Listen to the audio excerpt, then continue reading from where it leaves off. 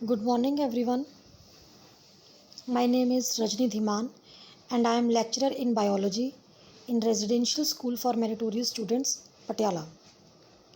Today, I am going to represent my topic DNA fingerprinting. This is the content. We have to cover the definition, of course, then invention, biological sample used in DNA fingerprinting, steps for the process, uses of DNA fingerprinting, and some famous cases along with the problems related to the topic. Definition: it is a way to identify a certain individual rather than simply identifying a species or a particular trait. DNA fingerprinting क्या है? किसी particular individual ਨੂੰ अगर ਆਪਾਂ ਨੇ identify ਕਰਨਾ ਹੈ, उसका पता लगाना है, तो अपने को ये एक टेक्निक है। आ टेक्निक यूज बाय साइंटिस्ट, ये साइंटिस्ट द्वारा यूज़ की जाती है, ਜਿਹੜੇ इंडिविजुअल्स का पता लगाते हैं कि ਕਿਹੜੇ सेम स्पीसीज़ ਦੇ ਨੇ और ਕਿਹੜੇ अलग अलग स्पीसीज़ ਦੇ ਨੇ। सिर्फ उन्होंने DNA सैंपल ਨੂੰ यूज़ करके ही वो पता लगाते हैं। This process was invented by Alex Jeffrey in 1985. Here is a picture I have shared of Alex Jeffries. हाँ जी, तो आप किहड़े सैंपल्स ਨੂੰ यूज़ कर सकते हैं फॉर DNA। आप ब्लड विचों DNA ले सकते हैं, hair, saliva, semen, blood tissue cells. इस तो इलावा आप वेजाइनल फ्लूइड लाइक आप किसी भी सैंपल तो DNA ਨੂੰ जिथों ਆਪਾਂ ਨੂੰ पॉसिबिलिटी होवे भी DNA कलैक्ट हो सकता है, तो उत्थों आप DNA ले सकते हैं और उन्होंने आप बायोलॉजिकल सैंपल कहांगे for DNA। Steps to DNA fingerprinting, ये बेसिकली 8 स्टैप्स ने DNA फिंगरप्रिंटिंग के, ਜਿਹੜੇ ਆਪਾਂ ਸਟੈਪ ਵਾਈਜ਼ ਚੱਲਾਂਗੇ 1 ਤੋਂ ਲੈ ਕੇ 8 ਸੀਰੀਅਲ ਆਰਡਰ ਤੱਕ। ਤਾਂ ਨੰਬਰ 1 ਆਪਣੇ ਕੋਲ ਹੈਗਾ ਆਈਸੋਲੇਸ਼ਨ ਆਫ DNA। ਸਭ ਤੋਂ ਪਹਿਲਾਂ ਆਪਾਂ ਨੇ ਗਿਵਨ ਸੈਂਪਲ ਦੇ ਵਿੱਚੋਂ DNA ਨੂੰ ਐਕਸਟ੍ਰੈਕਟ ਕਰਨਾ ਹੈ। ਤਾਂ ਆਪਣੇ ਕੋਲੇ ਫੋਲੋਇੰਗ ਡਾਇਗਰਾਮ ਦੇ ਵਿੱਚ ਮੈਂ ਤੁਹਾਨੂੰ ਦਿਖਾਇਆ ਹੋਇਆ ਵੀ ਕਿਵੇਂ ਆਪਾਂ DNA ਨੂੰ ਐਕਸਟ੍ਰੈਕਟ ਕਰ ਸਕਦੇ ਹਾਂ ਜਾਂ ਆਈਸੋਲੇਟ ਕਰ ਸਕਦੇ ਹਾਂ। ਇਹ ਪ੍ਰੈਕਟੀਕਲੀ ਆਪਾਂ ਲੈਬ ਦੇ ਵਿੱਚ ਵੀ ਕਰਕੇ ਦਿਖਾ ਸਕਦੇ ਹਾਂ ਸਟੂਡੈਂਟਸ ਨੂੰ, ਰਾਈਟ। ਬਹੁਤ ਇੱਕ ਸਿੰਪਲ ਜਿਹਾ ਪ੍ਰੈਕਟੀਕਲ ਹੁੰਦਾ ਜਿਹਦੇ ਵਿੱਚ ਸਭ ਤੋਂ ਪਹਿਲਾਂ ਆਪਾਂ ਸੈੱਲ ਲਾਈਸਿਸ ਕਰਨੀ ਹੈ। ਜੋ ਵੀ ਆਪਾਂ ਗਿਵਨ ਸੈਂਪਲ ਦੇ ਵਿੱਚ ਆਪਾਂ ਸੈੱਲਸ ਨੂੰ ਐਕਸਟ੍ਰੈਕਟ ਕਰਾਂਗੇ ਉਹਦੀ ਆਪਾਂ ਲਾਈਸਿਸ ਕਰਾਂਗੇ, ਸੈੱਲ ਨੂੰ ਤੋੜਾਂਗੇ। ਉਸ ਤੋਂ ਇਲਾਵਾ ਜਿਹੜੀਆਂ ਚੀਜ਼ਾਂ ਆਪਾਂ ਨੂੰ ਨਹੀਂ ਰਿਕੁਆਇਰਡ ਲਾਈਕ ਆਪਾਂ ਨੂੰ RNA, ਪ੍ਰੋਟੀਨਸ ਜਾਂ ਮੈਕਰੋਮੋਲੀਕਿਊਲਸ ਜਿਹੜੇ ਆਪਾਂ ਨੂੰ ਨਹੀਂ ਰਿਕੁਆਇਰਡ ਹੈਗੇ, ਉਹਨੂੰ ਆਪਾਂ ਬ੍ਰੇਕ ਡਾਊਨ ਕਰਾਂਗੇ ਬਾਈ ਯੂਜ਼ਿੰਗ ਦਾ ਪਰਟੀਕੂਲਰ ਐਨਜ਼ਾਈਮਸ। ਕਲੀਅਰ। ਆਪਾਂ ਸੈੱਲ ਵਾਲ ਨੂੰ ਤੋੜਨ ਵਾਸਤੇ ਸੈਲੂਲੇਜ਼ ਐਨਜ਼ਾਈਮ ਯੂਜ਼ ਕਰ ਸਕਦੇ ਹਾਂ। ਫਿਰ ਆਪਾਂ ਨੇ ਪਲਾਜ਼ਮਾ ਮੈਂਬਰੇਨ ਨੂੰ ਬ੍ਰੇਕ ਕਰਨਾ, ਆਪਾਂ ਨੇ ਫਿਰ ਉਸ ਤੋਂ ਬਾਅਦ ਪ੍ਰੋਟੀਨਸ ਨੂੰ ਬ੍ਰੇਕ ਕਰਨਾ ਪ੍ਰੋਟੀਏਸਿਸ ਦੇ ਨਾਲ, ਫਿਰ ਆਪਾਂ ਨੇ RNA ਨੂੰ RNases ਦੇ ਨਾਲ ਬ੍ਰੇਕ ਕਰ ਦੇਣਾ, ਡਾਈਜੈਸਟ ਕਰਵਾ ਦੇਣਾ ਯੂ ਕੈਨ ਸੇ। ਐਂਡ ਵਿੱਚ ਆਪਣੇ ਕੋਲ DNA ਰਹਿ ਜਾਊਗਾ ਵਿਚ ਗੈਟ ਬੀ ਪ੍ਰੈਸੀਪੀਟੇਟਿਡ ਬਾਈ ਯੂਜ਼ਿੰਗ ਚਿਲਡ ਇਥੇਨੋਲ। ਆਪਾਂ ਠੰਡੀ ਇਥੇਨੋਲ ਪਾਣੀ ਹੈ ਔਰ ਆਪਣੇ ਕੋਲ DNA ਦੇ ਬਹੁਤ ਹੀ ਫਾਈਨ ਥਰੈਡਸ ਆਪਾਂ ਨੂੰ ਨਜ਼ਰ ਆਉਂਦੇ ਨੇ ਜਿਹਨੂੰ ਆਪਾਂ ਕਹਿੰਦੇ ਹਾਂ DNA elution. Step number 2, digestion of DNA by restriction endonucleases. ਜਿਹੜਾ DNA ਆਪਾਂ ਨੇ ਥਰੈਡਸ ਕਲੈਕਟ ਕੀਤੇ ਨੇ ਆਪਣੇ ਕੋਲ ਆਏ ਨੇ ਇਥੇਨੋਲ ਦੇ ਵਿੱਚ ਪਏ ਨੇ ਆਪਣੇ ਕੋਲੇ, ਉਹਨਾਂ ਨੂੰ ਆਪਾਂ ਨੇ ਪੀਸਿਸ ਦੇ ਵਿੱਚ ਬ੍ਰੇਕ ਕਰਨਾ ਹੈ ਬਾਈ ਯੂਜ਼ਿੰਗ ਰਿਸਟ੍ਰਿਕਸ਼ਨ ਐਨਜ਼ਾਈਮਸ। ठीक है, एनजाइम्स की हेल्प नाल मतलब अपने एनजाइम्स ऐड करने ने ताकि वो अपने आप ही DNA ਨੂੰ फ्रैगमेंट्स ਦੇ ਵਿੱਚ कन्वर्ट कर दें। ਜਿਹੜੇ रिस्ट्रिक्शन एंडोन्यूक्लियस एनजाइम्स होंगे ने वो DNA ਨੂੰ पैलिंड्रोमिक एंड्स तो कट करते हैं। और फॉलोइंग एनजाइम्स अपने को कुछ एनजाइम्स के अपने एग्जाम्पल नेम लिखे हुए हैं, they are HEA3, HindD1, ALU। इन्हों आप रिस्ट्रिक्शन मिक्सचर ਨੂੰ ਆਪਾਂ ਇਨਕਿਊਬੇਟ ਕਰਦੇ हैं रात पर 37.5 ਸੈਲਸੀਅਸ ਟੈਂਪਰੇਚਰ ਦੇ ਉੱਪਰ, ਤਾਂ ਕਿ ਐਨਜ਼ਾਈਮਸ ਜਿਹੜੇ ਹੈਗੇ ਨੇ ਉਹ DNA ਨੂੰ ਪੈਲਿੰਡਰੋਮਿਕ ਐਂਡਸ ਦੇ ਉੱਪਰ ਕੱਟ ਕਰ ਦੇਣ। ਪੈਲਿੰਡਰੋਮਿਕ ਐਂਡਸ ਕਿਆ ਹੁੰਦੇ ਨੇ? ਇਹ ਉਹ ਐਂਡਸ ਹੁੰਦੇ ਨੇ ਸੀਕੁਐਂਸਿਸ ਦੇ ਜਿਹਨੂੰ ਆਪਾਂ ਚਾਹੇ ਫਾਰਵਰਡ ਡਾਇਰੈਕਸ਼ਨ 'ਚ ਰੀਡ ਕਰ ਲਓ ਚਾਹੇ ਬੈਕਵਰਡ ਡਾਇਰੈਕਸ਼ਨ 'ਚ ਰੀਡ ਕਰ ਲਓ, ਉਹ ਸੇਮ ਹੀ ਰੈਡ ਆਊਟ ਹੁੰਦਾ ਹੈ। ਫੋਰ ਐਗਜ਼ਾਮਪਲ ਆਪਣੇ ਕੋਲ ਜਿਵੇਂ ਇੱਕ ਇੰਗਲਿਸ਼ ਦਾ ਵਰਡ ਹੈ ਮੈਡਮ, ਮੈਡਮ ਨੂੰ ਚਾਹੇ ਤੁਸੀਂ ਅੱਗੇ ਲਿਖਣਾ ਸ਼ੁਰੂ ਕਰ ਦਿਓ MADAM, ਚਾਹੇ ਪਿੱਛੋਂ ਲਿਖਣਾ ਸ਼ੁਰੂ ਕਰ ਦਿਓ MADAM, दोनों डायरैक्शन ਦੇ ਵਿੱਚ ਹੀ ਉਹ ਸਿਮਿਲਰ ਆਏਗਾ, ਸਿਮਿਲਰ ਰੀਡ ਆਊਟ ਹੋਏਗਾ, ਰਾਈਟ। ਜਿਵੇਂ ਮੋਮ ਹੈ MOM, ਚਾਹੇ ਤੁਸੀਂ ਅੱਗਿਓਂ ਪੜ੍ਹ ਲਓ ਮੋਮ ਚਾਹੇ ਪਿੱਛੋਂ ਪੜ੍ਹ ਲਓ ਮੋਮ। ਇਹਨਾਂ ਨੂੰ ਆਪਾਂ ਇਹੋ ਜਿਹੇ ਨੂੰ ਪੈਲਿੰਡਰੋਮਿਕ ਵਰਡਸ ਔਰ ਇਹੋ ਜਿਹੇ DNA ਦੇ ਵਿੱਚ ਆਪਾਂ ਪੈਲਿੰਡਰੋਮਿਕ ਸੀਕੁਐਂਸਿਸ ਕਹਿੰਦੇ ਹਾਂ। चलो अपने को फ्रैगमेंट्स तैयार हो जाते हैं। उस तो बाद आपने क्या करना है, जैल इलैक्ट्रोफोरेसिस। ਇਹਦੇ ਵਿੱਚ ਜਿਹੜੇ ਆਪਣੇ ਕੋਲ DNA ਫਰੈਗਮੈਂਟਸ ਆ ਗਏ ਨੇ ਉਹਨਾਂ ਨੂੰ ਆਪਾਂ ਨੇ ਇੱਕ ਜੈਲ ਦੇ ਵਿੱਚ, ਅਗਾਰ ਜੈਲ ਦੇ ਵਿੱਚ ਐਡ ਕਰਨਾ ਹੈ ਵੈਲਸ ਦੇ ਥਰੂ ਉਹਦੇ। ਅਤੇ ਜਿਵੇਂ ਹੀ ਆਪਾਂ ਇਲੈਕਟ੍ਰਿਕ ਫੀਲਡ ਅਪਲਾਈ ਕਰਾਂਗੇ, DNA being negatively charge is attracted towards the positive charge of the gel.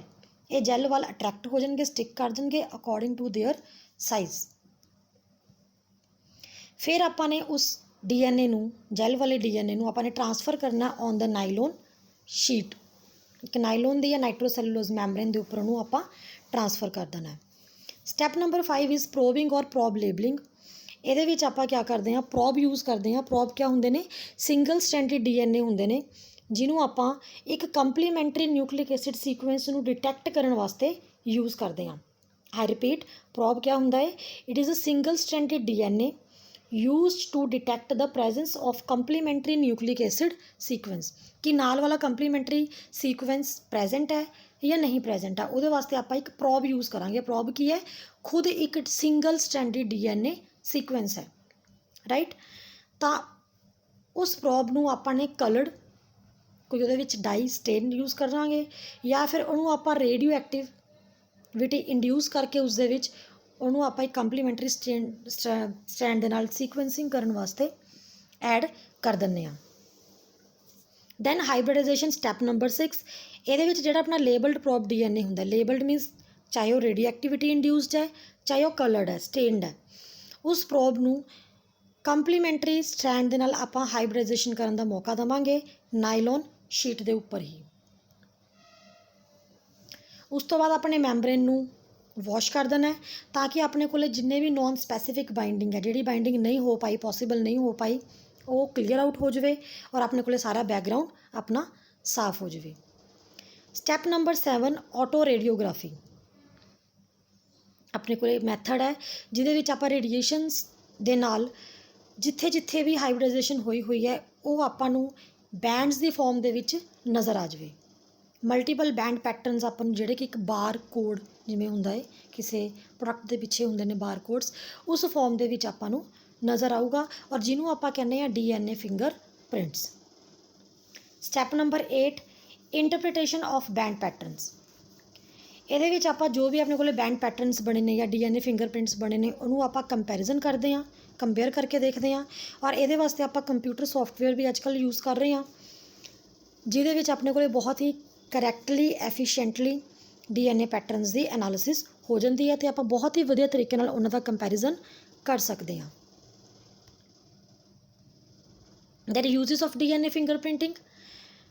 Crime forensic science ਜਿਹੜੀ ਹੈਗੀ ਹੈ ਉਹ ਕ੍ਰਾਈਮ ਸੀਨ ਦੇ ਉੱਪਰੋਂ ਦੀ ਕੋਈ ਸੈਂਪਲ ਕਲੈਕਟ ਕਰਕੇ ਉਸ 'ਚੋਂ DNA ਫਿੰਗਰ ਪ੍ਰਿੰਟਿੰਗ ਕਰਕੇ ਉਸਦਾ ਸੈਂਪਲ ਦਾ ਇਹ ਐਨਾਲਿਸਿਸ ਔਰ ਇਹ ਪ੍ਰੈਡਿਕਸ਼ਨ ਕਰ ਸਕਦੀ ਹੈ ਕਿ ਕ੍ਰਾਈਮ ਕਿਹਨੇ ਕੀਤਾ ਹੋਏਗਾ।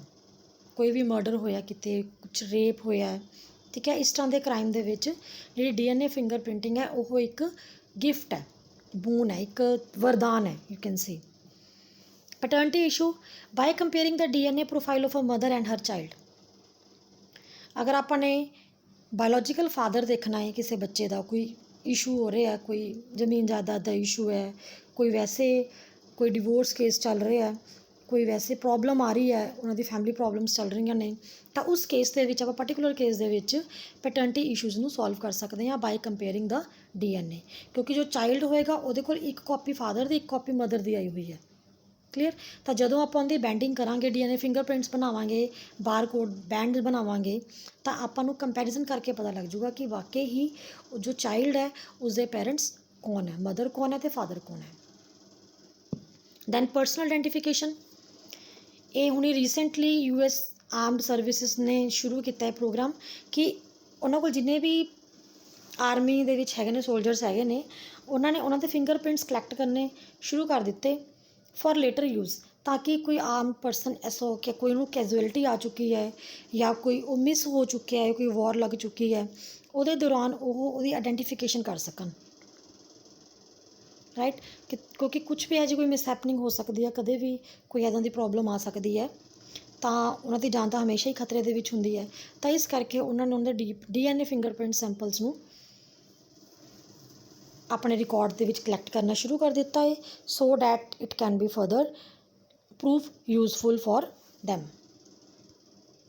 ਇਸ ਤੋਂ ਇਲਾਵਾ ਡੀਐਨਏ ਫਿੰਗਰਪ੍ਰਿੰਟਿੰਗ ਦੇ ਹੋਰ ਵੀ ਬਹੁਤ ਯੂਜ਼ਸ ਨੇ like identification of carcass of tissues.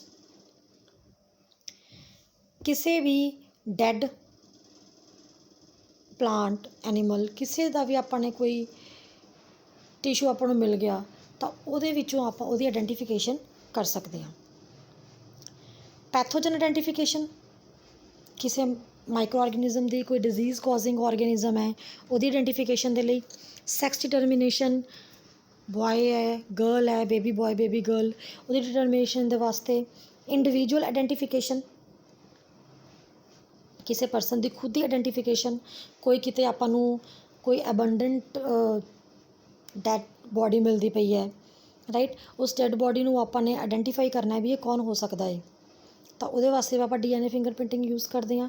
You may I think have seen in the various programs on the TV ਕੋਈ ਕ੍ਰਾਈਮ ਸੀਨਸ ਆਉਂਦੇ ਨੇ ਕੋਈ ਕ੍ਰਾਈਮ ਟੀਵੀ ਸ਼ੋਜ਼ ਆਉਂਦੇ ਨੇ ਤਾਂ ਉਹਦੇ ਵਿੱਚ ਆਪਾਂ ਨੂੰ ਡੀਐਨਏ ਫਿੰਗਰਪ੍ਰਿੰਟਿੰਗ ਬਾਰੇ ਹਮੇਸ਼ਾ ਹੀ ਕਿਸੇ ਨਾ ਕਿਸੇ ਐਪੀਸੋਡ ਦੇ ਵਿੱਚ ਦੇਖਣ ਨੂੰ ਮਿਲ ਜਾਂਦਾ ਠੀਕ ਹੈ। ਮਤਲਬ ਜਿੱਥੇ ਕੋਈ ਕ੍ਰਾਈਮ ਹੁੰਦਾ ਹੈ ਤਾਂ ਉੱਥੇ ਆਪਾਂ ਨੂੰ ਡੀਐਨਏ ਫਿੰਗਰਪ੍ਰਿੰਟਿੰਗ ਯੂਜ਼ ਕਰਨੀ ਅੱਜ ਕੱਲ੍ਹ ਇਹ ਇੱਕ ਨੈਸੈਸਿਟੀ ਬਣ ਚੁੱਕੀ ਹੈ ਔਰ ਇਹ ਇੱਕ ਬਹੁਤ ਹੀ ਐਫੀਸ਼ੀਐਂਟ ਮੈਥਡ ਹੈ ਜਿਹਦੇ ਰਾਹੀਂ ਆਪਾਂ ਉਸ ਕਲਪ੍ਰਿਟ ਤੱਕ ਜਾਂ ਕੋਈ ਡੈਡ ਬॉडी ਮਿਲੀ ਹੈ ਉਸ ਦੇ ਜਿਹੜੇ ਕੋਈ ਰਿਲੇਟਿਵਸ ਨੇ ਰਿਸ਼ਤੇਦਾਰ ਨੇ ਫੈਮਿਲੀ ਮੈਂਬਰਸ ਨੇ ਆਪਾਂ ਉਹਨਾਂ ਤੱਕ ਪਹੁੰਚ ਸਕਦੇ ਹਾਂ। Now come to the famous cases. There are a number of cases which are sorted out by DNA fingerprinting, but ਆਪਾਂ ਇੱਥੇ ਦੋ ਦੀ ਗੱਲ ਕਰਾਂਗੇ ਜਿਹੜੇ ਕਾਫੀ ਬਿਗਨਿੰਗ ਦੇ ਵਿੱਚ ਹੋਏ ਸੀਗੇ ਕੇਸਿਸ ਔਰ ਇਹਨਾਂ ਨੂੰ ਪੂਰੇ ਘੱਟ ਟਾਈਮ ਦੇ ਵਿੱਚ DNA ਫਿੰਗਰਪ੍ਰਿੰਟਿੰਗ ਨੇ ਸੌਟ ਆਊਟ ਕੀਤਾ। 1985 ਦੇ ਵਿੱਚ ਐਲੈਕਸ ਜੈਫਰੀ ਨੇ ਇਹ ਟੈਕਨੀਕ ਇਨਵੈਂਟ ਕੀਤੀ ਸੀਗੀ। 1986 ਦੇ ਵਿੱਚ Colin ਪਿਚਫੋਰਕ was the first criminal caught based on the DNA fingerprinting evidence। मतलब DNA fingerprinting ਦੇ ਨੂੰ ਸਬੂਤ ਦੇ ਤੌਰ ਤੇ ਯੂਜ਼ ਕਰਦੇ ਹੋਏ ਕੋਲਿਨ ਪਿਚਫੋਰਕ ਨੂੰ ਪਕੜਿਆ ਗਿਆ ਕਿਉਂਕਿ he was arrested for rape and murder of 2 girls। ਉਹਦੇ ਉੱਪਰ ਇਹ ਚਾਰਜ ਸੀਗਾ ਔਰ ਉਹਨੂੰ ਸਜ਼ਾ ਹੋਈ 1988 ਦੇ ਵਿੱਚ ਤਕਰੀਬਨ 2 ਸਾਲ ਤੋਂ ਬਾਅਦ ਉਹਨੂੰ ਸਜ਼ਾ ਹੋ ਗਈ। ਸਿਮਿਲਰਲੀ 2002 ਦੇ ਵਿੱਚ ਐਲਿਜ਼ਾਬੈਥ ਹਰਲੇ ਨੇ ਕਲੇਮ ਕੀਤਾ ਕਿ ਉਹਦੇ ਬੱਚੇ ਡੇਮੀਅਨ ਦਾ ਜੋ ਫਾਦਰ ਹੈ ਉਹ ਸਟੀਵ ਵਿੰਗ ਹੈ। Then it was proved by DNA fingerprinting again. DNA fingerprinting ਨੇ ਦੁਬਾਰਾ ਫਿਰ ਆਪਣਾ ਇੱਕ ਕਰਤੱਵ ਕਰਕੇ ਦਿਖਾਇਆ ਕਿ ਹਾਂਜੀ ਡੀਐਨਏ ਫਿੰਗਰਪ੍ਰਿੰਟਿੰਗ ਨਾਲ ਇਹ ਪ੍ਰੂਫ ਪੈਟਰਨਿਟੀ ਇਸ਼ੂਜ਼ ਵੀ ਪ੍ਰੂਫ ਹੋ ਸਕਦੇ ਨੇ। ਕ੍ਰਾਈਮ ਸੀਨ ਤਾਂ ਪਹਿਲਾਂ ਰਿਕਾਰਡ ਕਰਕੇ ਦਿਖਾਤਾ ਸੀਗਾ ਵੀ ਹਾਂਜੀ ਇਟ ਕੈਨ ਬੀ ਪੋਸੀਬਲ। ਹੁਣ ਉਹਨੇ ਪੈਟਰਨਿਟੀ ਇਸ਼ੂ ਪ੍ਰੂਫ ਕਰਕੇ ਦਿਖਾਇਆ ਡੀਐਨਏ ਫਿੰਗਰਪ੍ਰਿੰਟਿੰਗ ਨੇ ਕਿ ਜੋ ਡੇਮੀਅਨ ਹੈ ਉਸਦਾ ਫਾਦਰ ਸਟੀਵ ਵਿੰਗ ਹੈ ਅਤੇ ਉਸਦੀ ਮਦਰ ਐਲਿਜ਼ਾਬੈਥ ਹਰਲੇ ਹੈ।